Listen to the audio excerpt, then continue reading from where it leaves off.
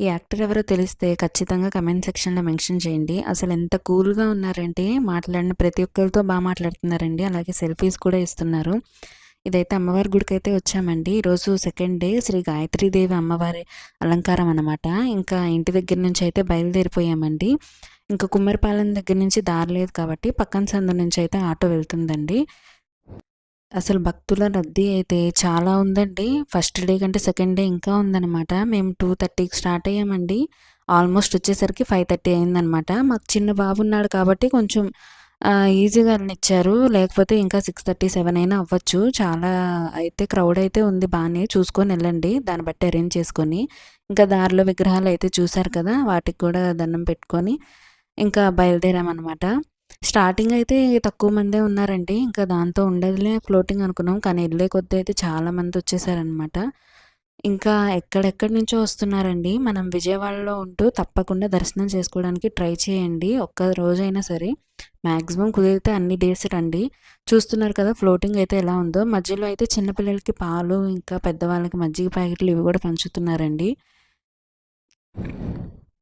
కానీ దర్శనం అయితే గనక చాలా జరిగిందండి. అమ్మవారిని చూసాక అసలు పడిన కష్టమంతా గూడా మర్చిపోతాం. అంత బావుందనమాట. అమ్మవారి దర్శనం అయితే జరిగింది. చెప్పాను గదా! గాయత్రీదేవి అలంకారం అని చెప్పి. ఇంకా మాకైతే చంటి బాబు ఉన్నాడని చెప్పి మధ్యలో ఆపేసి అటువైపు నుంచి పంపించారండి. ఇంకా దాంతో కొంచెం తేలిగ్గా అయిందనమాట క్యూ లైన్‌లు. రద్దీ మీరే చూస్తున్నారు కదా! ఎంతమంది జనాలున్నారో. ఇంకా లోపలైతే వీడియో తీయడం అవ్వలేదండి. దాంతో బయటకొచ్చాక తీశాననమాట. ఇంకా అది అయిపోయిన తర్వాత అయ్యవారి దర్శనానికి కూడా వెళ్ళామండి.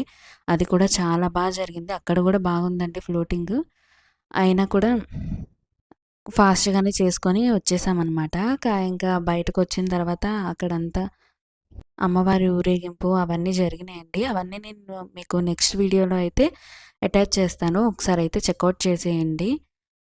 చూస్తున్నారుగా మన విజయవాడ ఈవినింగ్ టైం అయితే ఎంత బావుందో. ఇంకా అలా అయిపోయిన తర్వాత కింద భోజనాలు గూడా అందుతాయి అనుకున్నామండి. కానీ అయితే అయిపోయినాయి అన్నారు.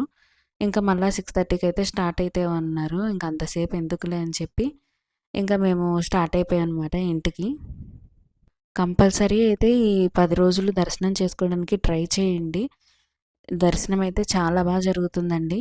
ఇవి చూస్తున్నారు కదా! ఇంకా ఊరేగింపుకైతే రెడీ చేస్తున్నారనమాట ఇలాగా.